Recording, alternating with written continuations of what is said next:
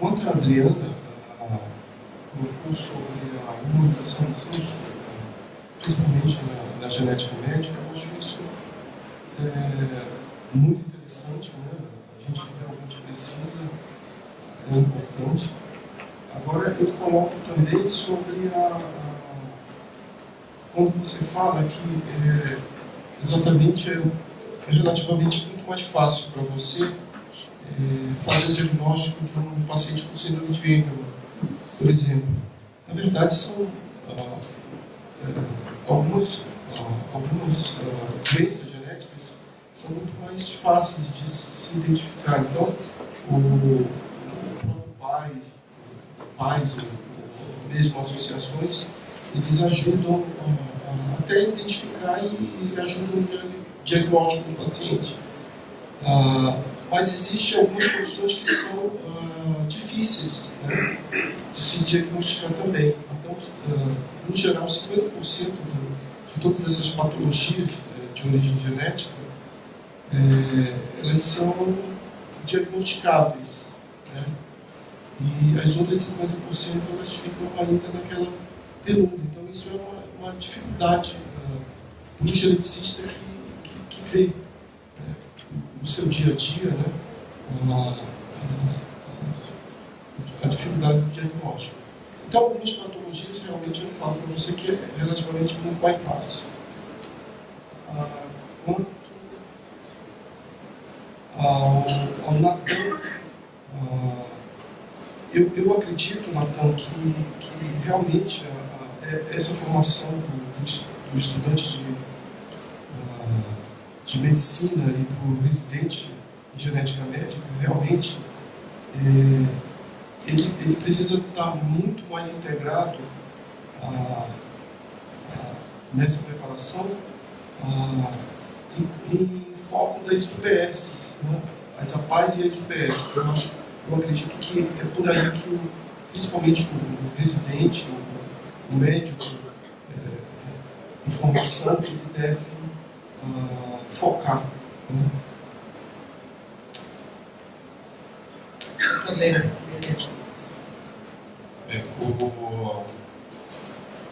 Doutor Gil, eu acho que é só saber a quem perguntar. Para geneticista, você não deve perguntar absolutamente nada, porque a gente adora fazer coisa. Então, e os modelos são distintos. Então, a primeira coisa que eu comentei aqui é o seguinte: no meu cotidiano faz falta pessoas de cabelos brancos. São pessoas... Ou tingidos. Essa é a parte. Precisamos de pessoas experientes do lado, porque o ônus é muito grande em cima de ombros de pessoas muito novas. Então, as pessoas que têm experiência deveriam estar ativamente nos ambulatórios, nos hospitais, nas gestões. É lá que está o segredo. Primeira questão. A segunda questão, eu não gosto de utilizar modelos estrangeiros para o Brasil. Os modelos estrangeiros para o Brasil não é o Brasil. Nós temos os nossos modelos e nós somos competentes quando nós temos a determinação de resolver os problemas. Então, isso de que os Estados Unidos fez isso, a Inglaterra fez aquilo, a Alemanha fez outro, é um exemplo do que o eugenismo fez no mundo inteiro. Então, por favor, a gente deve focar em nossos problemas e trazer as soluções dentro da nossa perspectiva de vida. E a nossa perspectiva de vida, ela envolve o SUS. Eu vou dizer, nós temos que ter uma visão coletiva do problema. Então, especificamente no Rio de Janeiro, como que a gente tentou trabalhar ou canalizar essa questão? Primeiro, é indiscutível que o ensino médico, e não é na área de genética médica. Hoje, a clínica médica, assim, o conceito de genética não passa da esquina. E além disso, qualquer paciente que venha hoje para atendimento tem um grande aliado que se chama Google. Hoje a pessoa já vem sabendo exatamente o que ela quer de você. não inverso. E ela vai te indagar e ela vai saber exatamente quem é a pessoa que está à sua frente. Ele vai saber exatamente se a pessoa é condizente ou não com aquilo que, obviamente, exige de cada caso. Então, no Rio de Janeiro, nós tivemos 3 ações que eu achei fundamental. E há necessidade que os centros de referência se preocupem por isso. Por quê? Porque hoje tem o SUS e o município e o Estado criou o que é chamado Sistema de Regulação de Vagas. O Sistema de Regulação de Vagas, no seu conceito, ele é muito interessante, porque ele hierarquiza a complexidade. E essa hierarquização, a necessidade de um conhecimento da base, o que é hierarquizar. Para isso, um primeiro foco que eu creio de capacitação são os gerentes que fazem a regulação do sistema. Então, se a gente puder entrar em contato com o município, que seja lá na sua faculdade, e falar, nós vamos capacitar os gerentes que regulam o sistema de vagas. Eles já começam a depurar o deficiente. Eles já começam a ter uma noção do deficiente. O que é a deficiência processual? Então, com isso é importante, porque nós que montaremos o centro de referência, então, ingenuamente, eu coloquei lá, qual é a minha carga horária no centro de referência? 20 horas. Aí o pessoal do planejamento chega para mim e fala, se você for trabalhar 20 horas, você tem que abrir 20 vagas no sistema de regulação de vagas. Então, o número de horas que você vai se dedicar à equipe mínima é o número de vagas que você vai abrir para o centro de referência. Então, nós somos 3 staffs, cada um 4 horas, 12 vagas por semana do sistema de regulação de vagas para, enfim, que seja o município ou o estado. Então, o primeiro foco foi a capacitação do sistema de regulação de vagas. Segundo, obrigatoriamente eu não posso ter no ciclo clínico um biólogo dando aula de genética. Eu tive aula de genética por um biólogo. Então, isso é inadmissível para a área clínica. Então, a necessidade, sem dúvida nenhuma, de dissociar o ciclo básico, que é fundamental, e olha só, é um fundamental com pouca motivação. Porque eu, se dependesse do ciclo básico, eu não seria médico. Eu seria médico, mas certamente o que me levou a ser geneticista não foi o ciclo básico.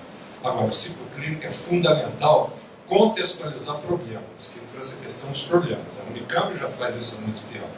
É trazer o conteúdo médico de caso clínico problemático dentro da área de genética médica. Então, quem tem essa experiência consegue ter as suas ligas, consegue ter a oncologia trazendo a liga de oncologia, um geneticista e assim por diante. Então, esse é o segundo foco, que é a questão do ensino médico. E o terceiro, talvez, que é a humanização. A humanização a gente aprende sendo no nosso cotidiano.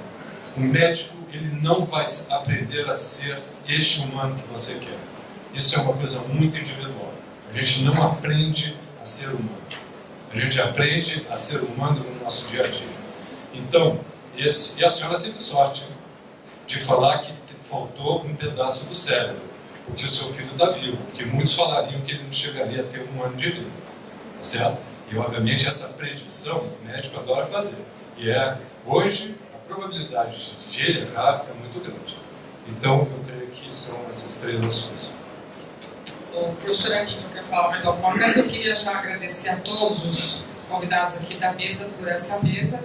Pedir desculpas à professora Mariana José Delgado Fagundes, que é a moderadora da próxima mesa, já convidá-la a subir, enquanto o professor Aníbal faz um comentário final de 2 segundos. E isso fazer uma sugestão para a Câmara Técnica do Conselho Federal, que esse assunto da formação seja pauta da Câmara, porque eu tenho aqui uma série de considerações. Eu anotei 20 problemas que vocês comentaram aqui nessa tarde de hoje e que precisam ser bem considerados. Professor Aníbal? Eu acho que a gente vive um momento em que a medicina é essencialmente molecular. Eu olhar o paciente sem um olhar molecular, não existe essa clínica médica do ponto de vista contemporâneo. Eu tenho que ter o olhar humano, mas eu tenho que ter o filtro molecular. E, portanto, genética vai se deixando, na minha perspectiva, de ser uma especialidade para ser alguma coisa que pervade toda a prática médica. E, como exemplo de coisas factíveis, há mais de 20 anos eu ensino fisiologia renal a partir do quê? De doenças monogenéticas que inibem, que fazem o nocaute ou que aumentam a expressão de transportadores. Só esse capítulo de livro está escrito há mais de 10 anos.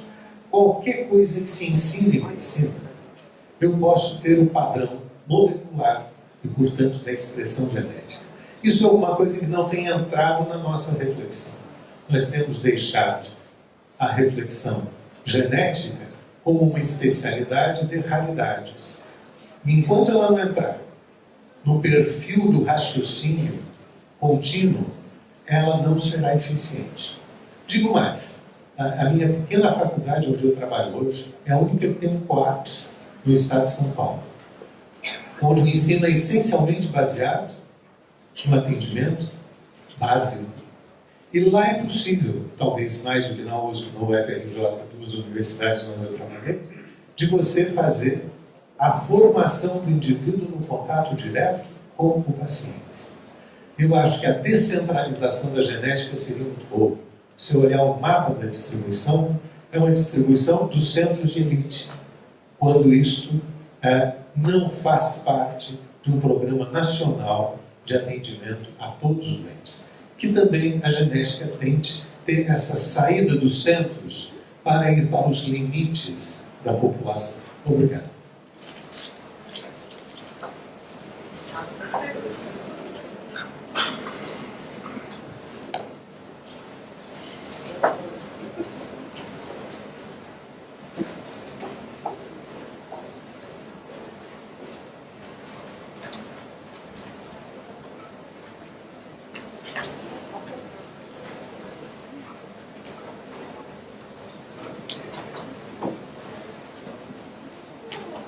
Boa tarde. Eu vou começar em seguida, porque nós já começamos a ter um probleminha de horário aqui, né, com as pessoas que estão voltando hoje. Eu queria agradecer o convite, a oportunidade de participar desse evento, que, para nós, marca a história do Conselho Federal de Medicina no tema das doenças raras. Como o doutor Vital falou pela manhã, essa foi uma ideia que surgiu numa reunião em Washington, e consolidar a instalação da Câmara do Conselho Federal de Medicina já foi um grande avanço.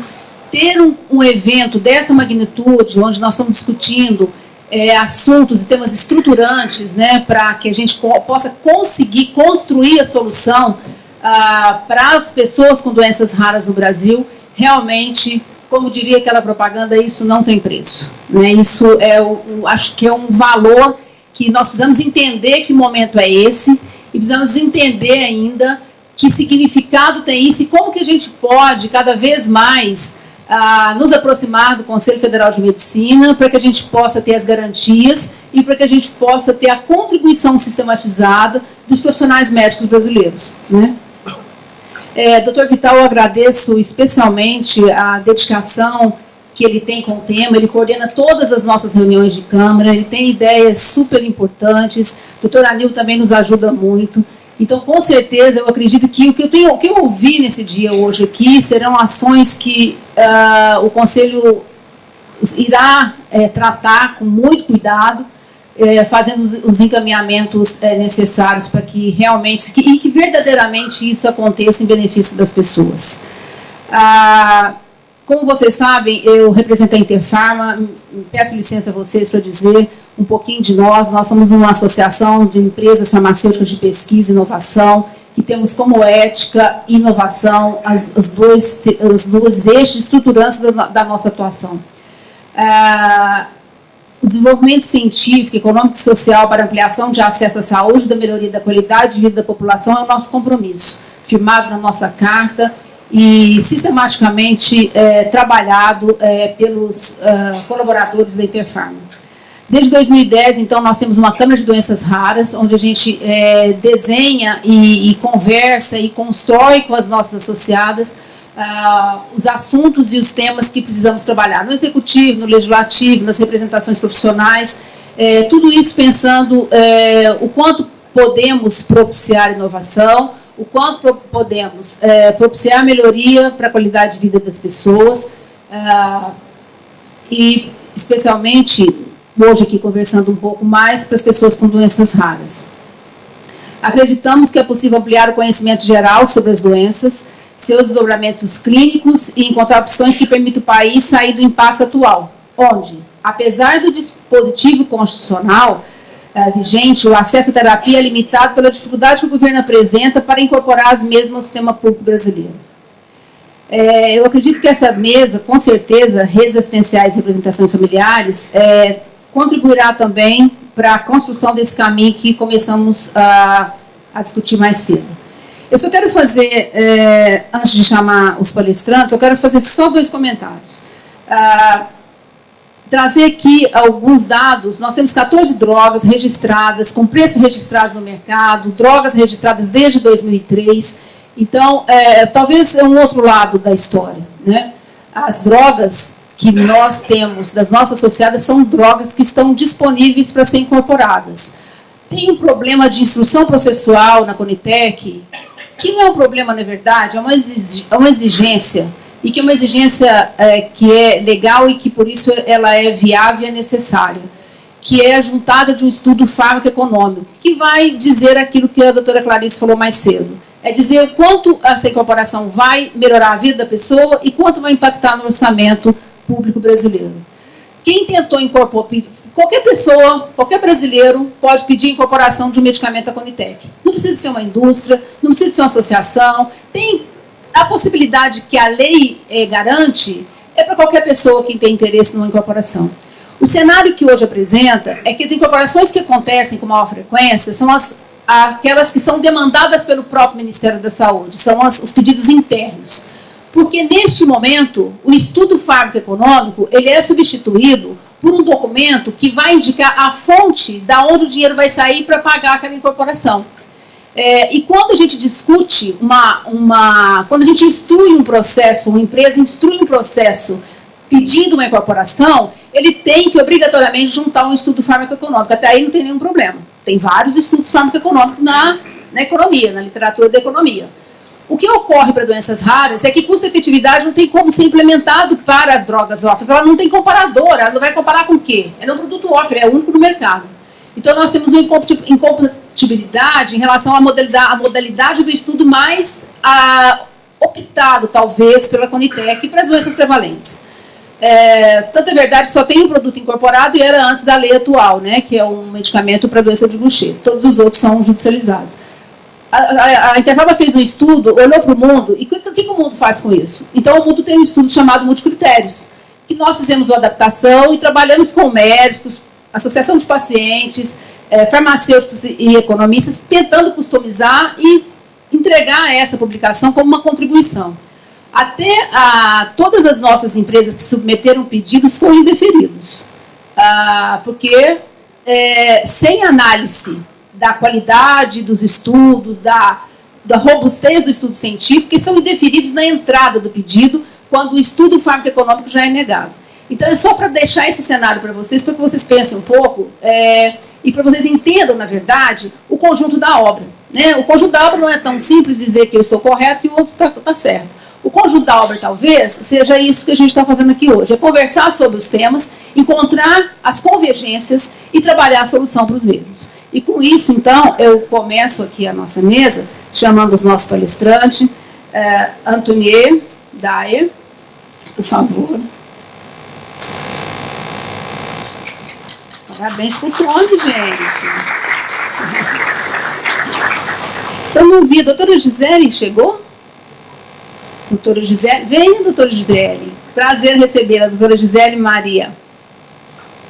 E o doutor Charles, que vai nos brindar aqui com um filme, que ele está num congresso internacional, onde vários geneticistas brasileiros também estão, e ele não pôde estar presente, mas ele fez um filme. Então, vamos começar. Deixa eu esperar a doutora Flávia chegar.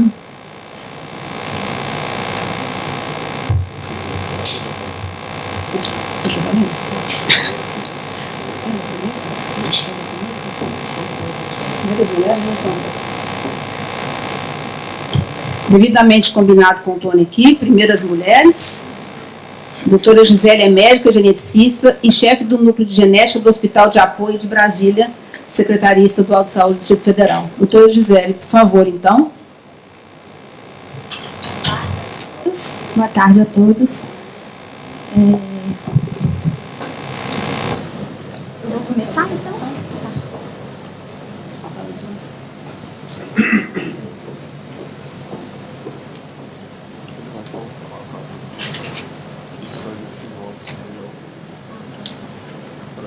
Eu tenho que apontar para... Pode ser aqui. Não, pode ser aqui mesmo. Obrigada.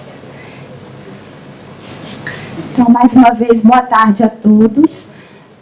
Eu sou médica geneticista, sou chefe do Núcleo de Genética do Hospital de Apoio, que funciona na Secretaria de Saúde do Distrito Federal. Então, eu vou repetir um pouquinho alguns conceitos que já foram falados aqui. O primeiro deles é a definição de doenças raras, né? A gente considera que é aquelas doenças que afetam até 1,3 pessoas a cada 2.000 indivíduos. Falando um pouquinho da caracterização dessas doenças, 75% inicia-se na idade pediátrica, em torno dos 0 aos 5 anos. Tem uma predominância de etiologia genética. Em geral, elas são multissistêmicas, crônicas e degenerativas e apresentam alto risco de incapacidade e óbito.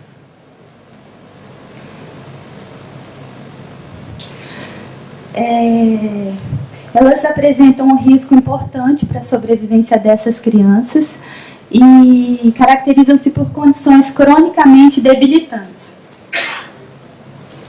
Como já foi falado, existem em torno de 6.000 a 8.000 doenças raras distintas, e esse número tende a crescer a cada dia. Afetam em torno de 6 a 8% da população e 80% tem etiologia genética. Então, quando a gente pensa em doença rara, a gente pensa numa incidência, numa prevalência baixa, né? Mas por que está se discutindo isso? Por que tem se falado muito isso em relação à saúde pública?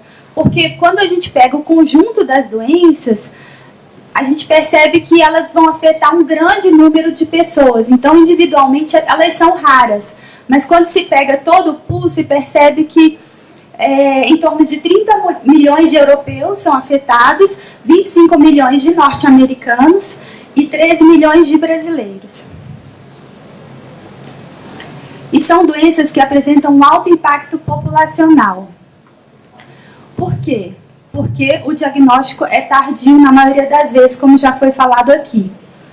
E esse impacto ele é agravado por deficiência de políticas públicas, desconhecimento pelos profissionais de saúde, deficiência no ensino universitário e a carência dos serviços de referência, que foram os problemas levantados aqui até na mesa anterior. De 3 a 5% dos recém-nascidos no Brasil e na América Latina apresentam alguma anomalia congênita. E de 1 a 3% da população mundial possui deficiência intelectual. E a gente vem percebendo que esse impacto vem aumentando em relação às anomalias congênitas no Brasil. Já são consideradas a segunda causa de mortalidade infantil e são responsáveis por 1/3 das internações pediátricas. É um assunto que já vem sendo discutido há muitos anos, né, no mundo inteiro. A gente sabe que os Estados Unidos, como já foi falado, eles criaram várias políticas em relação ao atendimento desses pacientes, enfim, em relação ao diagnóstico. Novas tecnologias têm surgido e é uma área que vem avançando muito rápido, principalmente nos últimos anos. Então, a Comissão Europeia ela se reuniu também, criou uma cooperação entre os países e redes de referência em doenças raras para estar atendendo esses pacientes e prestando uma melhor assistência. Mas como a Comissão Europeia ela tem uma grande heterogeneidade, foram criados também nos países vários planos nacionais para estar dando assistência para esses pacientes. E no Brasil, como já foi falado aqui, surgiu a portaria do Ministério da Saúde 199 de 2014, que depois foi revisada pela Portaria Complementar 981 de 2014, e essa portaria trouxe para a gente a Política Nacional de Atenção Integral aos Pacientes com Doenças Raras, que é o que tem levantado aí várias questões em relação aos centros de referência e em relação ao atendimento desses pacientes. Então, essa portaria, ela basicamente dividiu o atendimento em 2 eixos. O eixo 1, que contempla as doenças genéticas, as anomalias congênitas, deficiência intelectual e os erros inatos no metabolismo. E o eixo 2, que contempla as doenças não genéticas, que aí engloba as infecciosas, as inflamatórias e as autoimunes. Aqui no Distrito Federal, a gente tem uma situação que é um pouco diferente da realidade do Brasil. A gente tem basicamente 3 serviços que prestam esse atendimento aos pacientes com doenças raras, 3 serviços de genética. Tem a Rede SARA, o Serviço de Genética Clínica do Hospital Universitário de Brasília, e o Núcleo de Genética, que é o meu serviço. Aqui, eu posso dizer que é o local que a genética no SUS está efetivamente estabelecida. A gente tem, atualmente no serviço, 8 médicos geneticistas concursados. E falando um pouquinho sobre a história desse serviço, ele surgiu em 89 com a doutora Terezinha, e isso aconteceu no Hospital Materno Infantil aqui de Brasília. E depois esse serviço cresceu bastante, foi reconhecido como núcleo de genética, ele mudou a sede dele para o Hospital de Apoio em 2008. E aí lá surgiram os laboratórios, enfim, mais ambulatórios, mais profissionais que fizeram esse serviço crescer. Uma curiosidade sobre o que foi falado aqui: a doutora Terezinha foi minha professora na faculdade, e ela passou para a gente esse amor pela genética, pelo atendimento, pelas doenças raras. E foi muito interessante, porque na minha turma de faculdade, 2 pessoas acabaram fazendo residência em genética. Então, ela acabou passando para a gente esse efeito multiplicador, né, e mostrando que, na verdade, como a especialidade é uma especialidade que tem poucos profissionais, a gente teria que estar repassando e sensibilizando as pessoas, os profissionais de saúde de uma forma geral, sobre as doenças raras, sobre as doenças genéticas, para estar trazendo sempre gente para o nosso serviço, para estar capacitando, para estar disseminando o conhecimento justamente com esse efeito multiplicador. E ela, inclusive, foi responsável pela criação do serviço de residência aqui de Brasília, que atualmente funciona no Hospital de Base. A sede da residência funciona no Hospital de Base. Então, aqui no DF, a gente tem essa lei 4.190 de 2008, que foi um diferencial muito grande. Além da gente, como eu falei, a gente tem 2 diferenciais aqui. Além da gente ter a genética, de fato, no SUS, a gente tem também a triagem neonatal ampliada, que a gente não vê em nenhum outro local do país no SUS. Essa lei, ela assegura que todas as crianças nascidas nos hospitais e demais estabelecimentos de atenção à saúde das gestantes da rede pública de saúde do Distrito Federal, o direito ao teste da triagem neonatal na sua modalidade ampliada. Então, no nosso laboratório, a gente tem feito a triagem de 28 doenças. Aqui no DF, em 2013, até antes da portaria 199 do Ministério da Saúde, foi criada também a coordenação das doenças raras na Secretaria de Saúde, foi a primeira do país, trouxe um diferencial e um ganho enorme para a gente, para o nosso serviço e até mesmo para a integração com as outras especialidades. A doutora Terezinha passou a exercer essa coordenação e continua exercendo até hoje, fazendo um excelente trabalho. Em 2013 surgiu a Lei 5.225, que dispõe sobre a política para o tratamento das doenças raras no Distrito Federal, que propiciou um avanço também, um apoio para a gente muito grande. E nessa mesma época, aconteceu a organização do Centro de Terapia de Reposição Enzimática do Hospital da Criança, que tem funcionado muito bem e tem propiciado um melhor atendimento para as crianças que necessitam dessa reposição. Então, o serviço de genética é um serviço que conta com 43 ambulatórios semanais, atende toda a rede pública do Distrito Federal, a rede da Secretaria de Saúde. Ela está interligada, na verdade, a Secretaria de Saúde tem vários hospitais e o atendimento é maior no hospital de apoio, mas a gente tem feito atendimentos também nos outros hospitais, com ambulatórios específicos. E também é composto pelos laboratórios de triagem neonatal, citogenética e biologia molecular. O hospital de apoio, ele está em processo de habilitação também para ser um SER. Então, isso daí é uma coisa muito boa, porque a gente, na verdade, no mesmo espaço vai ter esse atendimento da genética, né, e desse serviço, que é um serviço de referência aqui no Distrito Federal. A gente está até em processo de habilitação e credenciamento no Ministério da Saúde para ser reconhecido. E com essa habilitação do SER também vai complementar o nosso trabalho.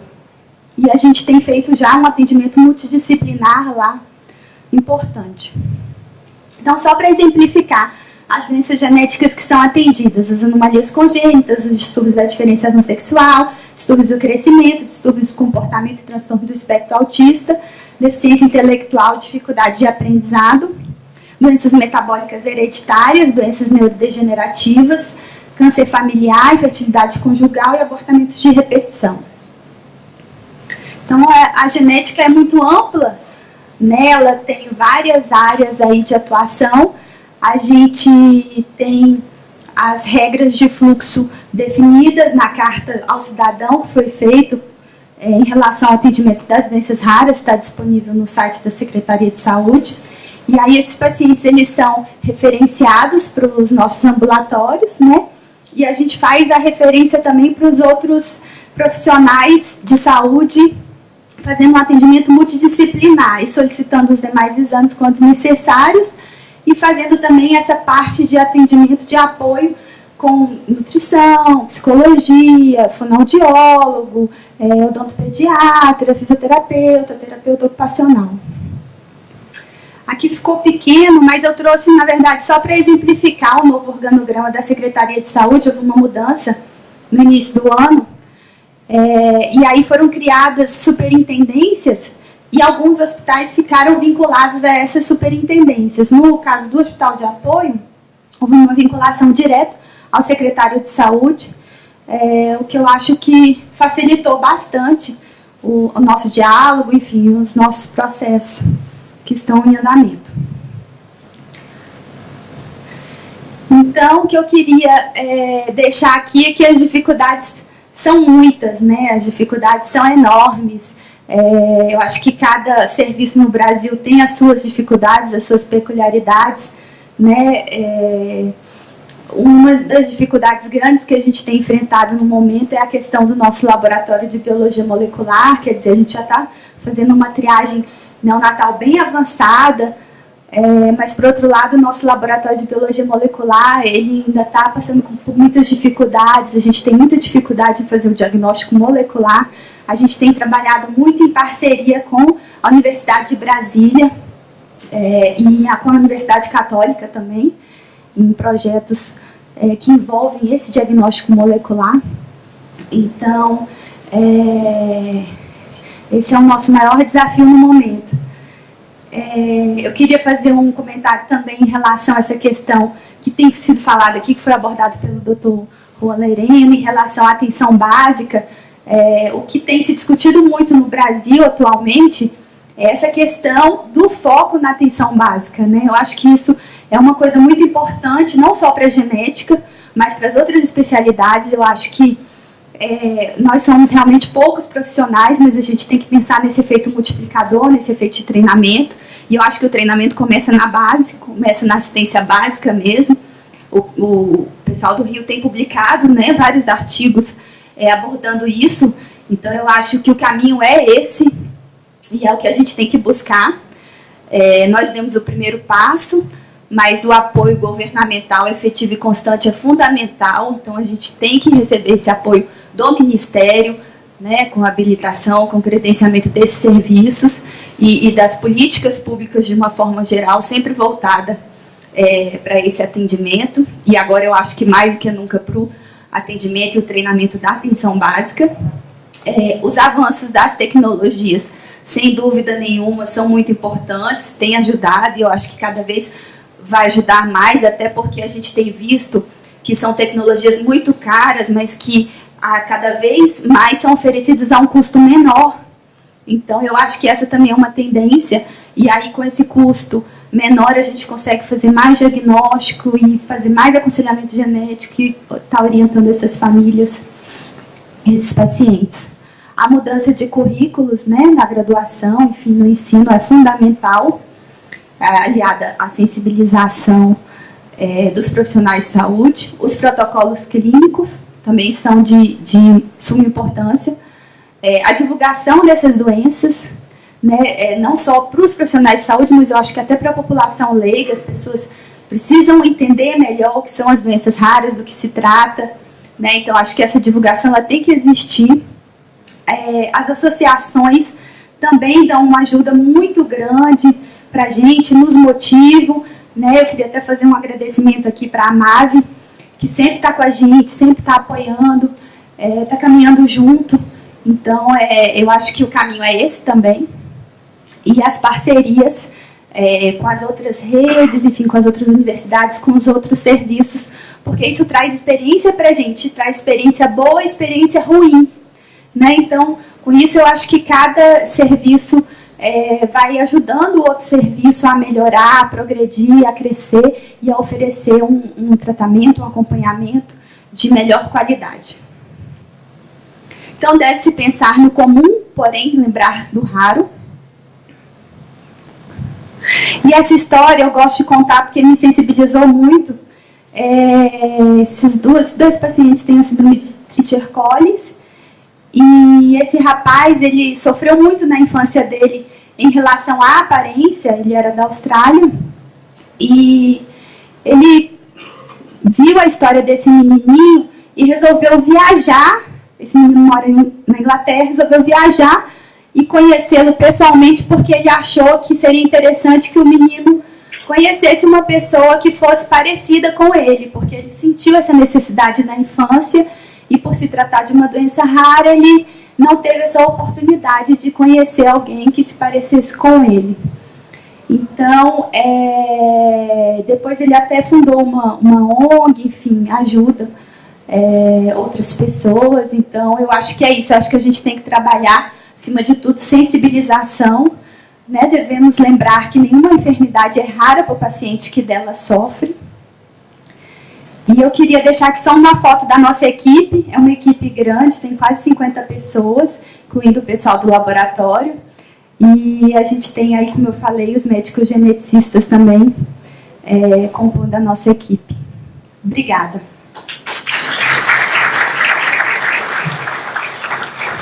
Doutora Gisele, obrigada. Eu já passo também o certificado aqui de participação do nosso evento.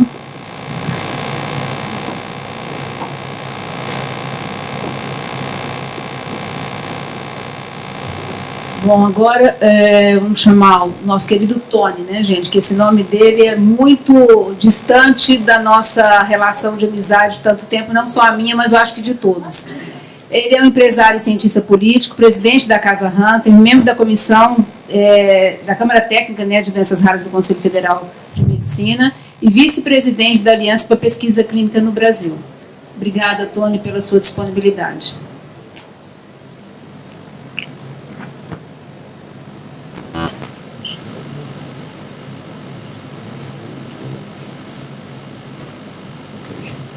Boa tarde a todos. Um prazer estar com todos vocês.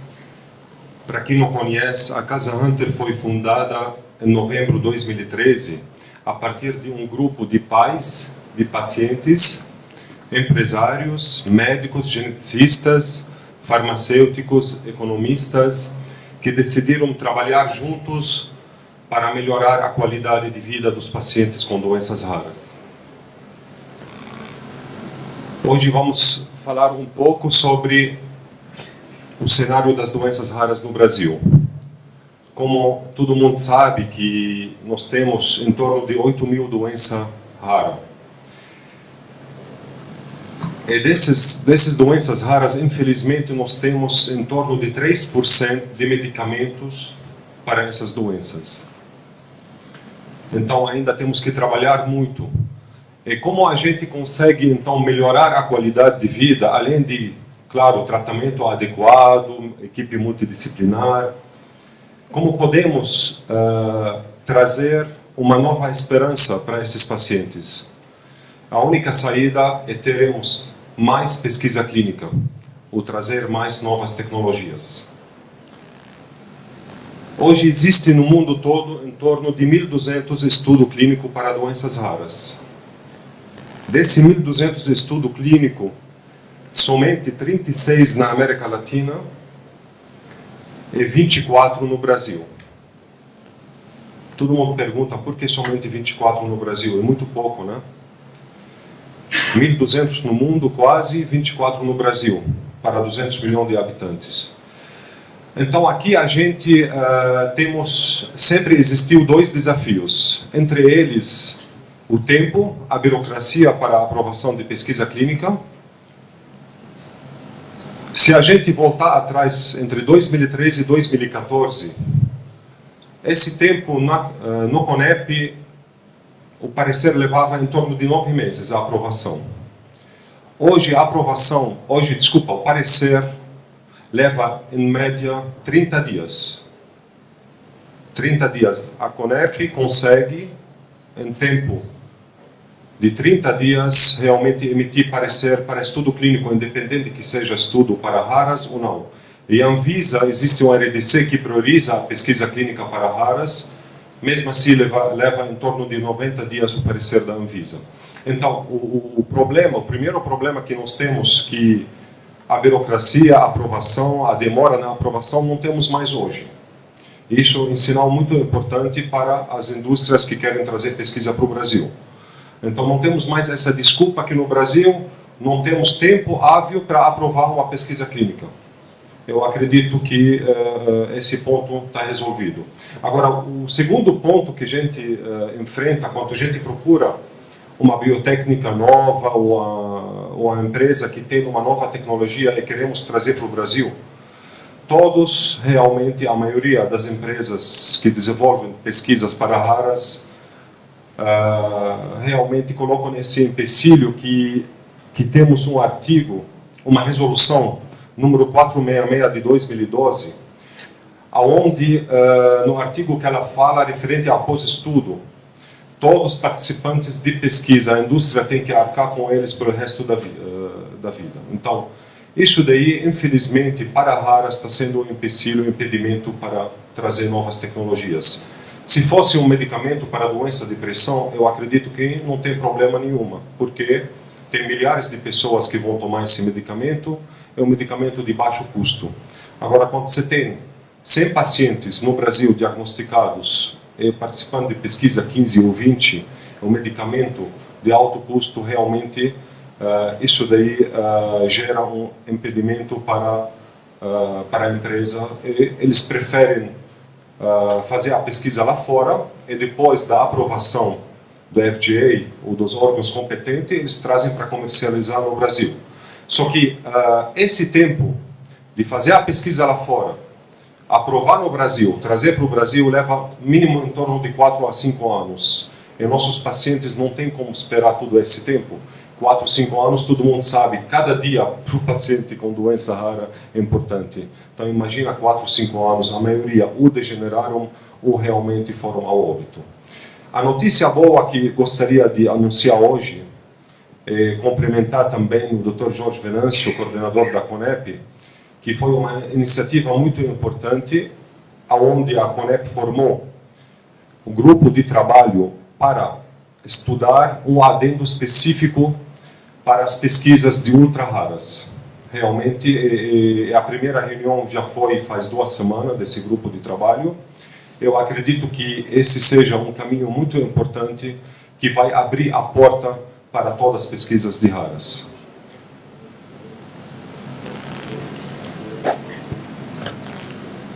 Em janeiro de 2014, todo mundo sabe, nós recebemos com muita alegria a portaria 199, onde foi publicada essa portaria que definiu as diretrizes para a atenção integral às pessoas com doenças raras.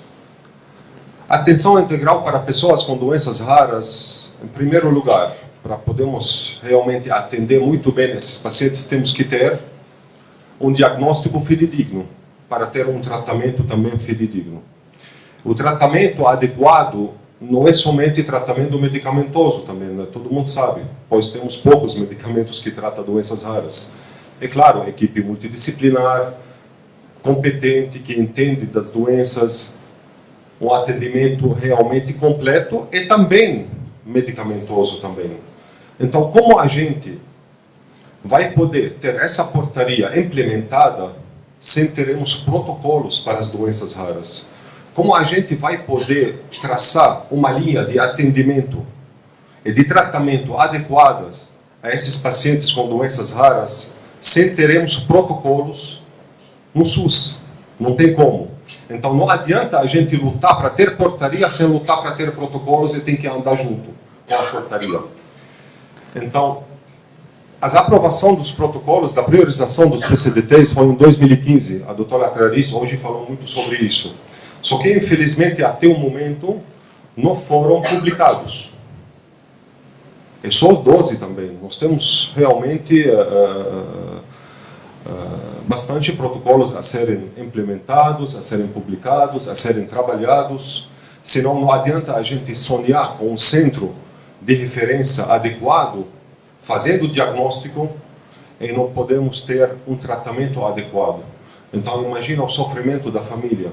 Olha, realmente seu filho está diagnosticado com essa doença, nós vamos acompanhar ele, nós vamos tratar ele com essa equipe multidisciplinar, claro que vai melhorar a qualidade de vida dele, mas o único medicamento que também salva a vida dele não podemos prescrever porque não está incorporado na lista do SUS. Então, como vai funcionar? Não tem como.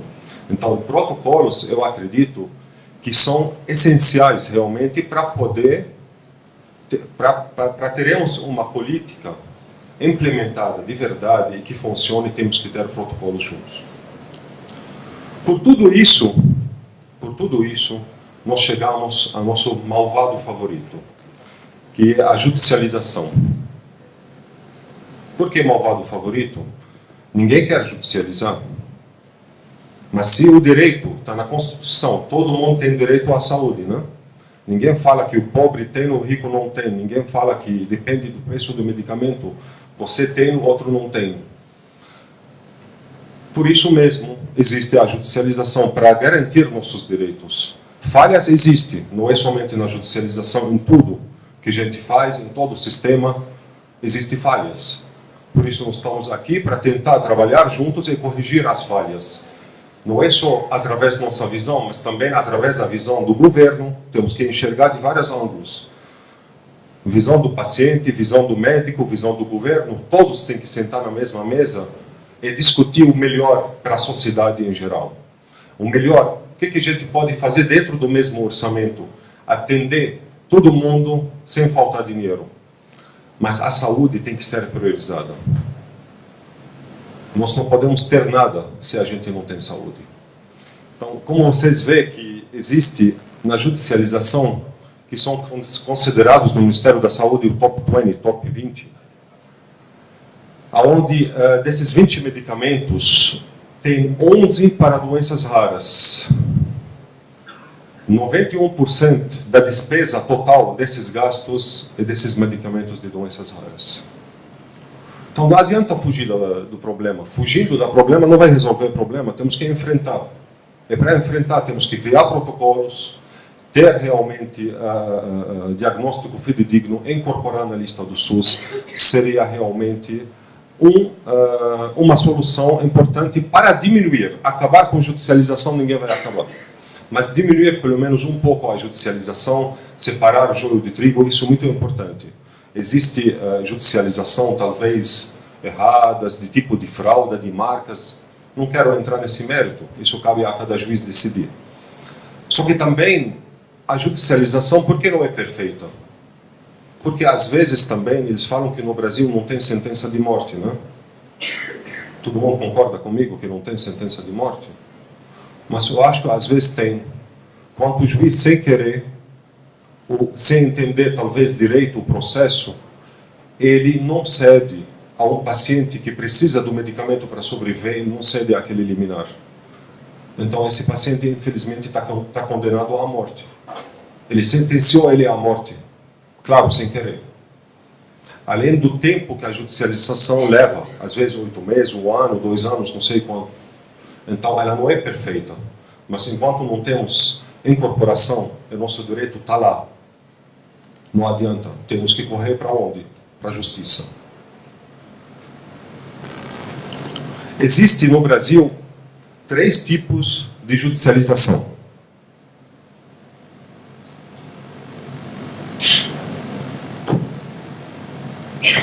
Primeiro tipo são produtos com registro e já incluídos na lista do SUS, mas ainda não disponíveis. Então vocês vão ver aqui que não basta somente a incorporação. Tem que ter uma boa gestão. Esses produtos que já têm registro, já estão incorporados na lista do SUS, mas os pacientes vão procurar nas farmácias, nos hospitais, não acham. Cadê os produtos? Então, onde está a solução nisso? Por que a gente não acha? Uma falha administrativa, negligência, incompetência de entidade pública. Por isso, esses produtos, eles são, praticamente, representam, 52% do total do volume judicializado. Então, praticamente metade da judicialização ela é feita em cima dos produtos que já são disponíveis na lista do SUS. Já estão incorporados, mas ninguém acha. Então, o problema nosso aqui não é somente incorporar, acabou, resolvemos o problema. Então, 50% dos volumes do trabalho é com esse produto.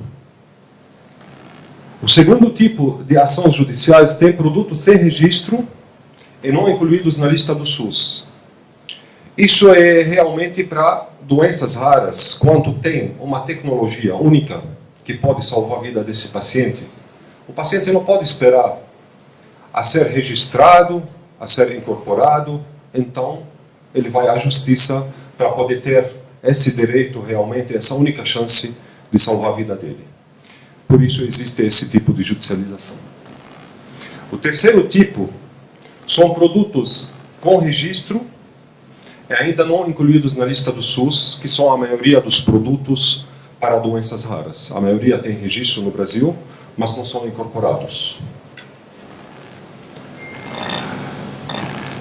Eu gostaria de falar que um paciente judicializado custa ao Estado em torno de 10 mil por mês.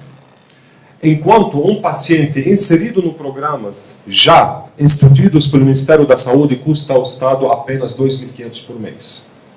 Então aqui tem R$ 7.500 a mais que está sendo jogado fora. Esse 52% do volume que está sendo judicializado está custando a mais R$ 7.500 por mês. Ninguém fala disso daí, né?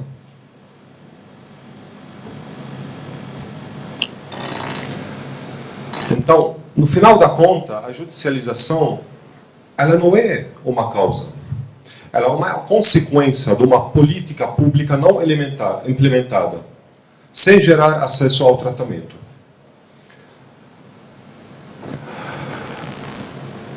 Desculpa. A experiência internacional revelou que para promover economias significativas em relação ao tratamento convencional, pontual e fragmentado, é necessário a definição de um plano integrado para doenças raras, que incluía registro, diagnóstico preciso, treinamento de profissionais de saúde, e oferta de tratamentos multidisciplinares e integrados em centro de referência. Aqui a equipe da Casa Hunter. A gente acredita que todas as vidas têm o mesmo valor. Vamos trabalhar juntos realmente para mudar essa realidade de tantos. Muito obrigado. Obrigado, Tony. Eu também já te passo o certificado.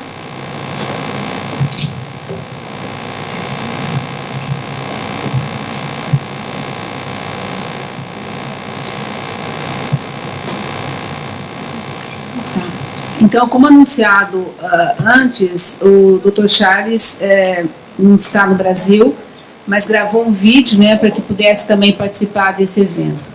Dr. Charles é formado pela Universidade da Bahia, formado em Medicina pela Universidade da Bahia em 2002, especialista pela Sociedade de Genética Clínica, concluiu residência médica